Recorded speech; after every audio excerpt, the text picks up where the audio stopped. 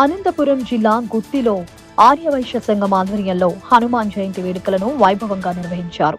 ముందుగా శ్రీ సంతాన వేణుగోపాల స్వామి దేవాలయం నుంచి శ్రీ ప్రసన్న ఆంజనేయ స్వామి దేవాలయం వరకు స్వామివారి ఉత్సవమూర్తిని ప్రత్యేకంగా అలంకరించిన పల్లకిలో ఊరేగింపుగా తీసుకువచ్చారు.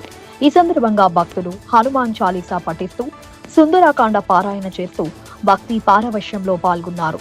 వేకువజామున శ్రీ ప్రసన్న ఆంజనేయ స్వామి దేవాలయంలో స్వామివారి మూలమూర్తికి సుగంధ ద్రవ్యాలు, పంచామృతాలతో అభిషేకాలు నిర్వహించారు. అనంతరం ప్రత్యేక పుష్పాలు, బంగారు, వెండి ఆభరణాలతో స్వామివారిని అలంకరించి భక్తులకు దర్శనం కల్పించారు.